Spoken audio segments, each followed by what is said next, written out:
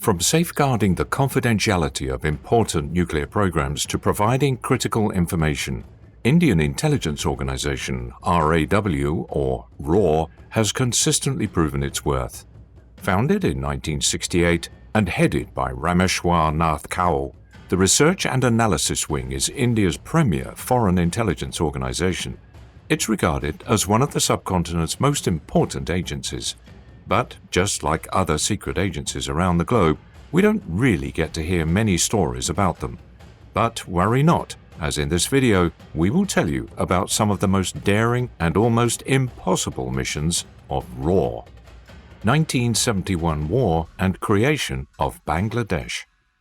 India and Bangladesh commemorate December 16th as a victory day in their history.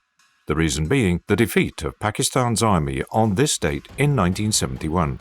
Prior to Pakistan's December 1970 elections, raw sources in the Pakistan army, political and diplomatic circles, had made it clear that if Sheikh Mujibur Rahman won the election with a majority, he would not be permitted to run the country. As a result, there were rumors of massive army forces being airlifted to East Pakistan. RAW, which was only in its infancy at the time, performed an excellent job and made sure to notify the authorities in India. As part of a strategic plan, an Indian Airlines jet, Ganga, was hijacked from Srinagar, brought to Lahore airport and set on fire on January 30, 1971. This was an old plane that was about to be scrapped. As a result of this, flights from West Pakistan to East Pakistan via Indian airspace were immediately forbidden by the Indian authorities. The move hindered the air transportation of personnel and materials. However, Pakistan continued the process, albeit at a slower pace, via Colombo. The political solution was put on hold when Yahya Khan, Pakistan's military dictator, arrived in Dhaka at 5 p.m. on March 25, 1971, under strict security. The Indian and Pakistani militaries were at war. During the war, RAW provided key information to the Indian army in the conflict and was instrumental in aiding Bangladeshi insurgent movement Mukti Bahini, providing them with training, intelligence and weaponry. To harass the Pakistan army, RAW trained a guerrilla force of over 100,000 Bengalis. This is a unique achievement by RAW that has never been matched by any other intelligence organization in the world's history. RAW also hampered the Pakistani army's advance in East Pakistan, while its paramilitary component, the Special Frontier Force, aided the Bangladesh independence movement. Consequently, all of these culminated in the establishment of Bangladesh. Operation Meghdoot. Operation Meghdoot exemplifies how having one's eyes and ears alert can save a lot of lives. In 1984, RAW received a tip from a London-based clothing firm that had provided Indian forces in northern Ladakh with Arctic cold gear. They were informed that Pakistan had also purchased identical equipment. This crucial intelligence helped in revealing Pakistan's plans for an attack in the Siachen Glacier and aided the Indian Army in anticipating Pakistan's actions in launching Operation Meghdoot to seize control of the Siachen Glacier before Pakistan launched their offensive. Thanks to this accurate intelligence and preemptive action, India was able to acquire control of the Siachen region. Operation Kahuta. Kahuta, which is Pakistan's major nuclear weapons laboratory, proved to be the location of one of RAW's most audacious missions. The Khan Research Laboratories at Kahuta was a development center for long-range missile research. RAW was tipped off about something important taking place in Rawalpindi's region of Kahuta. This was confirmed when RAW learned about Pakistan's nuclear program by studying hair samples collected from barber shops in the Kahuta area. As evidenced by the hair, Pakistan had discovered how to enrich uranium for weapons. Instantly, RAW launched Operation Kahuta with the goal of infiltrating Pakistan's nuclear power plants.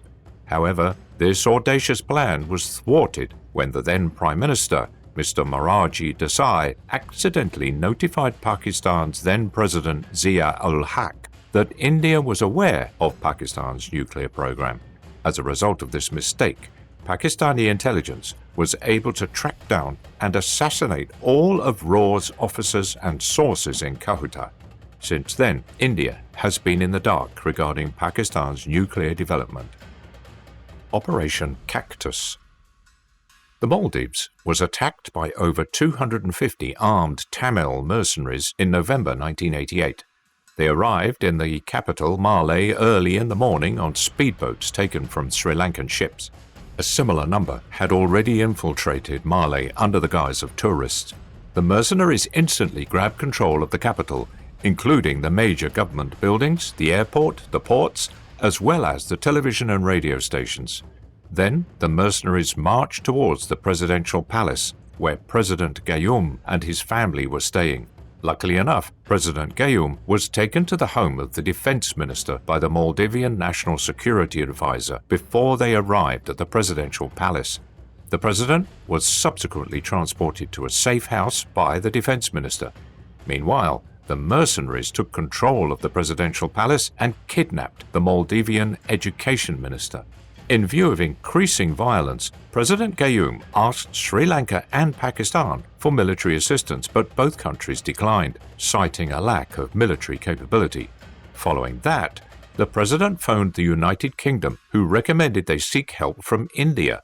President Gayoom then sought aid from the Indian government, who quickly agreed to their request and convened an emergency meeting in the Secretariat building in New Delhi. The Indian Army dispatched 1,600 troops by air to restore peace in the Maldives, on orders from Indian Prime Minister Mr. Rajiv Gandhi.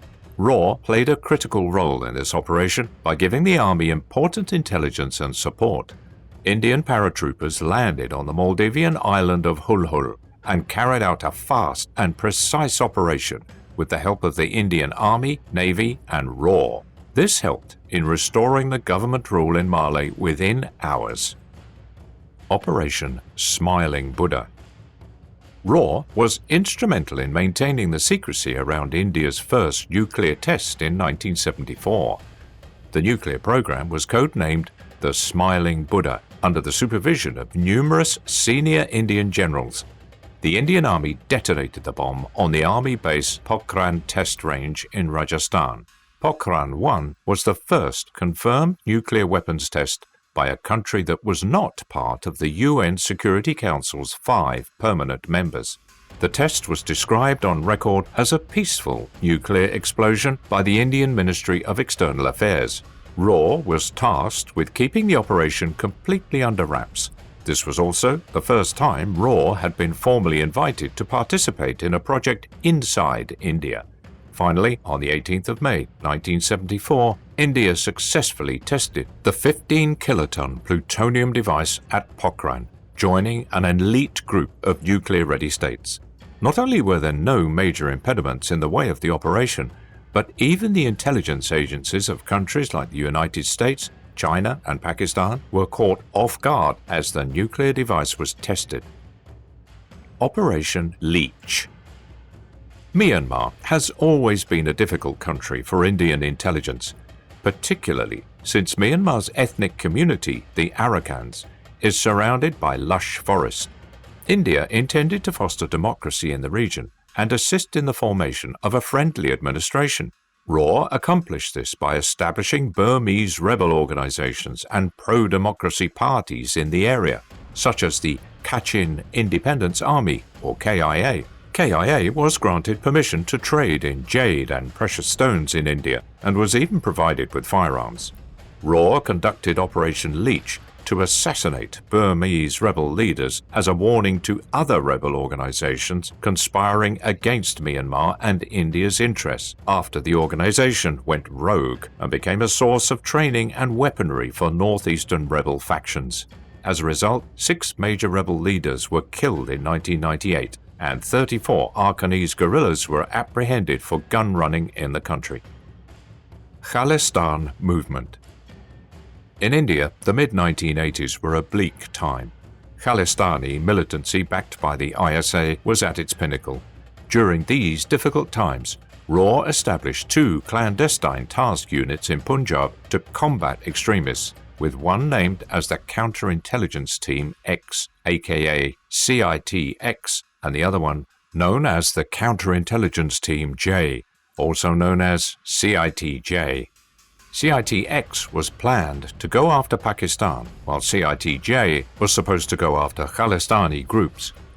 RAW not only expelled all Khalistani terrorists from Punjab streets, but also destabilized a number of Pakistan's main cities, causing ISI to retreat and cease all operations there. Mumbai attacks. Mumbai attacks are one of the major terrorist attacks carried out in the history of India. Approximately 4 to 6 months before the actual bombings took place, RAW intercepted multiple phone calls indicating planned strikes on Mumbai hotels by Pakistan-based terrorists. However, due to a lack of coordination, the government paid no heed to this information. Even though RAW technicians were able to get into the terrorist network, monitor their phones, and record communications between the terrorists and their handlers, they were not able to stop the bombings. However, the perpetrators of the attacks were caught after the horrible tragedy by using their communication records. Anti-Apartheid Movement. The Anti-Apartheid Movement was a British organisation at the forefront of the international movement opposing South Africa's apartheid system and supporting the country's non-white people who were oppressed by apartheid policies. RAW was also a part of this anti-apartheid struggle. The secret agency was in charge of training intelligence operatives from a number of African sovereign countries. Many retired RAW officers also worked in these intelligence organizations' training colleges. As a result of the collective struggle, Nelson Mandela was released in February 1990, kicking off negotiations to abolish apartheid in South Africa. Snatch operations. Lastly, Snatch operations have been a major part of RAW missions. Snatch operations are clandestine operations in which a person is apprehended in another nation, transported to India, interrogated at unknown locations, and then formally arrested at an airport or border station. This is done in order to avoid the lengthy extradition process. RAW has now carried out around 400 successful snatch operations in Nepal, Bangladesh, and other countries with the support of IB over the last decade. RAW has arrested big names like the Khalistan Commando Forces Bhupinder Singh Buddha, Lashkar militants Tariq Mahmood and Abdul Karim Tunda, Sheikh Abdul Khawaja, one of the handlers of the 2008 Mumbai attacks, and Yasin Bhatkal, the founder and leader of the proscribed terrorist organization India Mujahideen, with the help of snatch operations. And these are just a few of the criminals that have been made public, with many other criminals' identities kept a secret. That's it from today's video. We hope you enjoyed today's content. If you did, show some love and hit that like button. And don't forget to subscribe to our channel so you never miss out on any of the amazing videos we have in store for you.